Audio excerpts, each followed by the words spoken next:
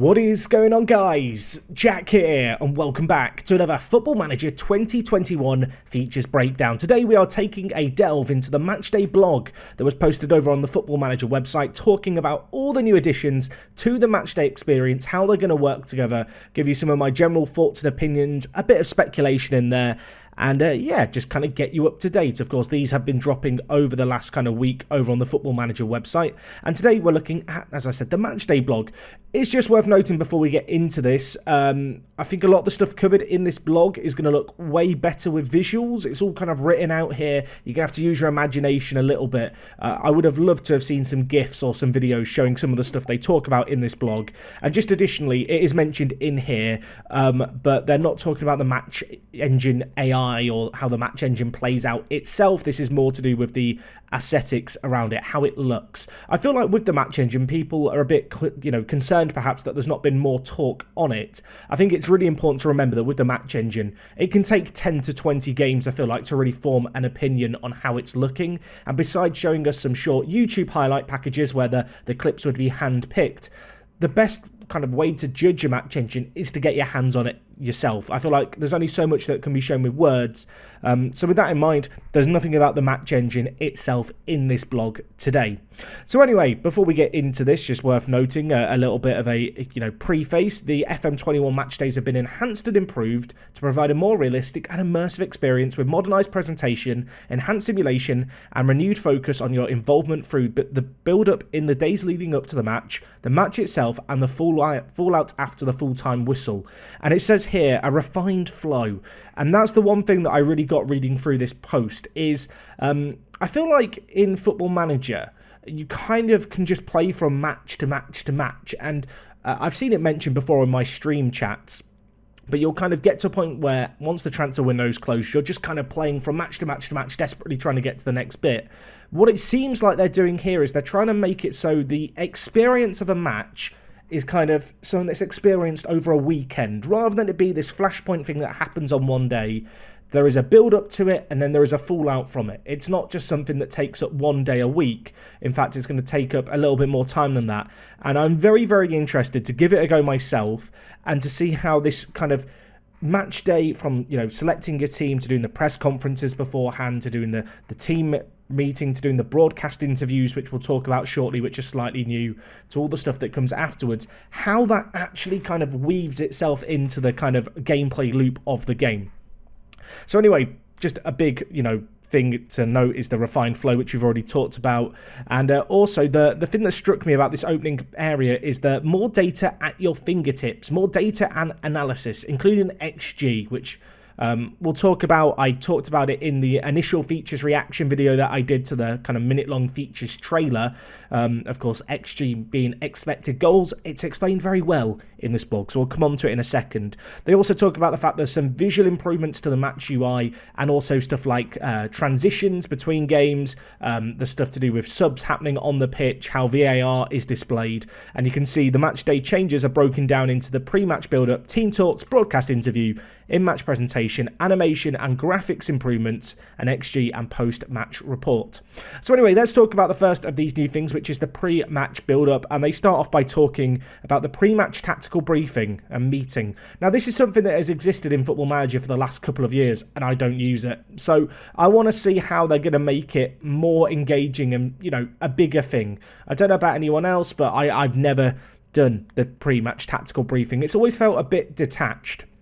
The vibe I get from this blog post is that you are going to do your team selection kind of on the Friday before the game in this kind of meeting, which I don't hate, because in real life, the evening before a game, the day before a game, that's when the players are going to find out who's playing and who's not playing. And so the fact that that is how it is in Football Manager, whilst I do wonder if it might be a bit jarring to begin with, it kind of makes sense and is, a little bit more realistic and just help, to extend out that kind of weekend of a match day. So it talks here about the fact you're able to scrutinise key opposition analysis, weigh up pre-match advice, and, just get general advice, I guess, on opposition weaknesses, for example. As I said, team meetings are already in the game, so it's going to be interesting to see how different they are here. As it also says, within this meeting, you'll also confirm your final team selection and any last-minute tactical tweaks. It would be interesting to see if tactical tweaks become a bigger thing in Football Manager, I think. I am someone who, I kind of get a tactic, I settle on it, I might make some very minor adjustments kind of during a game and pre-game, but nothing too radical. It's going to be interesting to see if with this game, if they feel more necessary, if it feels like you do need to change things on the fly. I think the thing for me personally is when I'm playing through Football Manager, I like to play relatively quickly. I don't have the time to look into each opposition, start studying the stats, trying to find out where the weak link is. So seeing how they present that information, see how they can guide you into making better informed decisions quicker, might encourage me to change things up regarding how I play. You can also see here, before you leave the pre-match briefing, you'll be given a summary on how players in the squad have reacted to your team selection, tactics, and any opposition instructions. Again, I think that kind of already exists with the pre-match briefings, but I don't use it nearly enough. It's going to be interesting to see how much of a step up this stuff is. It also says about here, when you arrive at the ground and head into the dressing room, you'll be presented with the confirmed team sheets for the game. And it's as it says here, you won't be able to make any changes, but you can see the opposition starting 11 and make last-minute tactical changes. I can already see the mind games, and I know that someone's going to say, Jack, you can do this right now. You hit kick-off, you pause the game and change things accordingly. I really, really like this idea that it becomes a bit more of a game of chess, particularly in PvP content. If you're playing online against a friend, you both submit your teams, you can then kind of try and work out how each other are going to play and kind of second guess one another. I think it's a cool little change. It's something that certainly happens in real life, and it's not ever really existed in Football Manager. As soon as you've locked in that team, selected your team selection stuff, you're just stuck with that till kickoff. Where in reality, managers do make late changes. They will react to the team selections, and as it says here, the backroom staff will point out variation in the expected lineup of the opposition, and the press officer for you will let you know, about the social media fallout of your team selection. So if you've got a player who's not in form and you're not dropping them, the fans might start to riot. Anyway, we now get on to team talks, which is something that looks very different. I'm looking at it here and it doesn't feel drastically different from this screenshot, but I do love this kind of UI change. It took me a few seconds to get it, but it's meant to look like a dressing room. You're meant to look like the manager in the middle, and you've got this arcing shape of your players around you.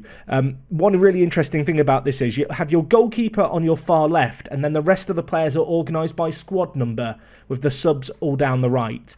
It's going to be very, very interesting to see if people take more note of their squad numbers and want players, in a really specific order. I'm someone who always auto numbers, so giving squad numbers any kind of additional meaning means that I might pay more attention to them, I suppose. So it mentions here about the fact the gesture system is in the new team meetings. Not entirely surprising. We kind of already knew that. Of course, if you're sat thinking, gestures, what are those? Check out yesterday's video all about player interactions. We covered all of that stuff there. They took out the layout changes. But the most interesting thing about Team Talk changes for me personally is the changes in extra time and in penalties. So you'll now get to give Team Talks on the pitch during extra time. Going to be interesting to see if you can do a Team Talk between the first and second half of extra time. In cup competitions, for example, we'll have to wait and see on that one. And additionally, you'll get a new team talk ahead of a penalty shootout. So you get a chance to huddle up the players. And as it mentions here, you'll be able to look at players' body language before you select your, penalty takers. And maybe if a player looks a little bit nervous, if they're not looking up for it, you might knock them down the pecking order, even if they are a better penalty taker. I kind of like the idea of that. I think adding a bit more drama to penalties is always quite nice, quite a good thing. And the whole idea of kind of slightly different layouts of team talks, I suppose, for an extra time is going to be interesting. I do wonder if the UI is going to vary slightly, considering that this feels very much modelled around a dressing room, whereas on the pitch you're probably just going to have a huddle of players. We'll have to wait and see on that one. Anyway, the next new feature kind of bit we have here is about broadcast interviews. As it says, for matches that are broadcast on TV, you'll attend a pre-match broadcast interview that now makes up part of the manager's real-life matchday routine.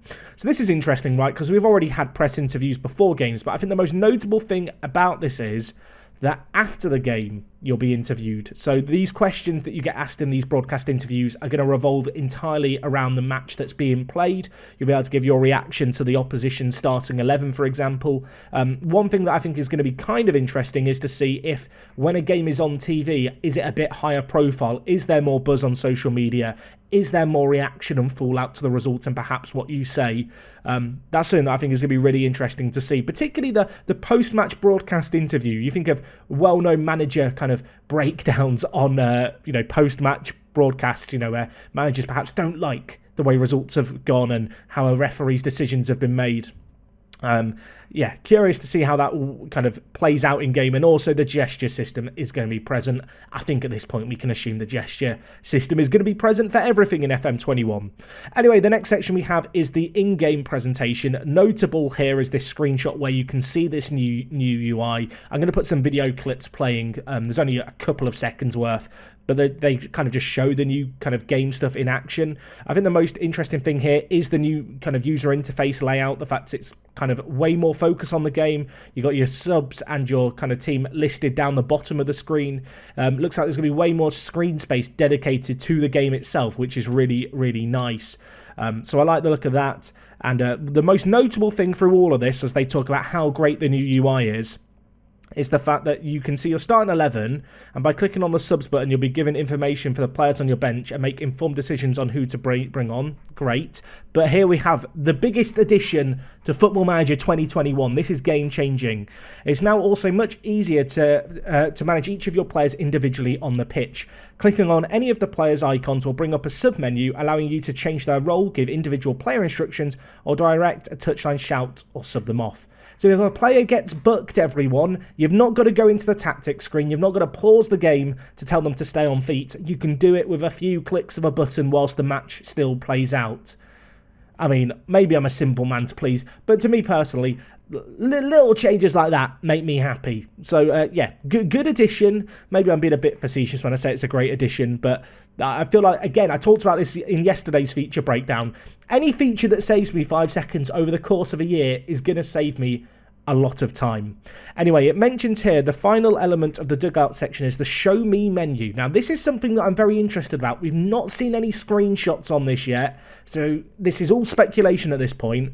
But essentially, this menu replicates the information that a manager can request during a match. I'm hoping this is going to be different to the Analysis tab that already exists in-game. The way they're describing it makes me think it probably is going to be, in terms of the information is going to be a bit kind of more digestible, a bit more common sense. So you can see here from this menu, you can bring up match stats, player stats of both teams, the opposition's formation, and once your analysts, if you have one, is able to work out the information, the roles the opposition are using. Yes, this is big. During a game, you are going to uncover information, and in the same way, I suppose, if you had the time to watch every match in full, you could break stuff down. Your staff are going to start to break stuff down as a game plays out, which I really like the idea of. It's going to mean that data analysts and scouts and just your staff, just more important than ever. Analysts, since they've come into the game, they've kind of existed. They've improved year on year. To me, this is the first big leap forward with them where I go, yes, I want a good analyst now. This is going to be a big thing for me with this year's game. So, the idea that you'll be able to break down, teams' roles, how player roles, how they're playing, I think that's going to make it easier to make informed decisions on the fly. Similarly, as I mentioned to the kind of team briefing stuff, if the game presents me with the information that I need and that I feel is useful, I will make changes based off that. But I'm not someone who's going to invest, minutes, if not hours of my own time into investigating teams, watching matches in full to get the slightest of advantages. Because ultimately, I like to play through seasons in Football Manager. But no, really, really like this change. I think that is the big thing from all of this that I am most excited about. As I said, this new Show Me menu, we don't have any information on yet. We've not been shown anything of it. But if SI want to show me the Show Me menu, I'd be very grateful, because it does sound really, really interesting. As it says, your assistant coaches and data analysts are on hand to help during matches. We know that. If you want a less data-heavy view of the match action, you can just minimize the dugout view using the arrows. So if you just want to watch the game in full, you can do that. And as it mentions here, the captions that appear for in-game events like goals, red cards have been overhauled. They look nice. They've got new animations. And just like in real life, you'll be able to see VAR on the big stadium screen. And apparently it's going to be a bit more clear as to what's going on. I'm sure we've all been there in Football Manager where a goal gets disallowed or a VAR decision's happening in Football Manager and you just don't know what is quite going on. So all in all, that's really, really good, and I like those changes a lot. I think the new UI looks really, really nice in matches. So now we come on to the animation and graphic improvements. Now I feel like we see the same thing with this stuff every year, and I do feel like the 3D match engine does get better every year. If you go back just a few football managers and look at the 3D match engine compared to where it's at in FM20, it is a notable improvement. I know that some people want to see FIFA-like graphics and they want to see the game look the most beautiful it's ever been. Unfortunately, a lot of people who play Football Manager play on laptops, they play on lower end devices where 3D graphics just aren't really a thing. They're playing on the go, and until everyone either gets Stadia or has top of the line computers, I just don't see a world in which the 3D match engine takes a massive step kind of forward. I would love it to, but I just feel like it's a little bit too soon. I feel like people need to get better laptops before we can even dream of that. So as it says here, besides the UI, the visuals have been improved. So we've got a new lighting system. The shadows are now better based on weather conditions, so that's pretty nice. The animations apparently look better as well. Apparently the blending between animations is going to be a little bit better. I'm sure you've seen it where players will sometimes slide around the pitch and it looks a bit weird. I feel like every year they make good steps forward with this kind of stuff, so I'm kind of excited to see what these changes exactly mean, as it talks about the sliding here. And stadium environments have been improved as well. There are new pitch side furniture. I noticed there's more cameras behind the goal, like TV cameras, for example. And there's more variation in dugouts. Yeah, it's a bit weird the fact there are kind of 3 different benches that exist in the world of football in Football Manager 2020. So little changes like that I always enjoy. As I said, it's not reinventing the wheel, but as long as there's just constant little improvements being made, I'm all for it. And besides, regen faces, where I think it's fair to say they have gone backwards in recent years, this kind of stuff I think has always got a little bit better, so I'm pretty excited for it. Anyway, the last section we have here is on XG and post-match reaction. I am going to read this word for word because XG is an interesting one. It's a statistic that's used to judge the quality of chances out of 100%. If a player has an open goal from 1 yard out, it'll be an 100% or 1.0 XG kind of point score, whereas if a player shoots on the halfway line and there's a 1% chance it goes in based on past highlights and stuff, and it'll be a 1% chance. Essentially, XG looks at a massive catalogue of previous football matches that have been played, reviews similar chances to work out what the odds are that a shot from a certain area of the pitch would go in under the circumstances they're in. The beauty for Football Manager is a game, so it can do XG probably better than real life can do.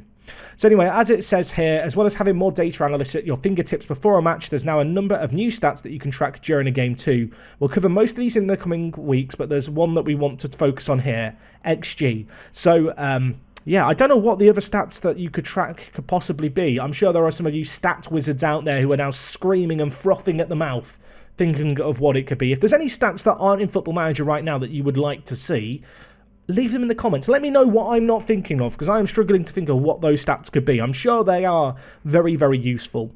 Anyway, XG has become more widely used in recent years, but for a long time we felt none of the current systems would work effectively with the FM match engine. This is why this year we've teamed up with our own, we've created our own XG system with the help of our friends at Football Data Intelligence Specialists, Sci Sports, who work with real clubs across the sport. So Sci Sports, I believe, work with Leeds United, Ajax. They work with some pretty significant clubs, so it's really cool to see them linking up with Sports Interactive here. As they say, their system is tailor-made to work with the FM match engine, which allows them to go beyond what current expected goal models are capable of in real life. As I said, the beauty of this is it's a game, so they really can have potentially a better XG system than real life, because they know probably the odds of shots going in from certain positions without needing to look at real life examples. They can purely, crunch numbers within the engine itself. As you can see here, among other factors, our model considers shooting players' distance from goal, the angle and speed of their shot to determine XG. We've also accounted for the position of other players on the pitch relative to the shooting player too. So that's pretty cool indeed. And yeah, you can view XG in both the halftime review and the full-time summary, where you'll be able to see the XG match story and how each team's XG fluctuated over the course of a game. So as I said, XG essentially quantifies the quality of chances. It looks at the chances. If you have a great chance, it's worth closer to 1. If it's not so good, it's going to be nearer to 0.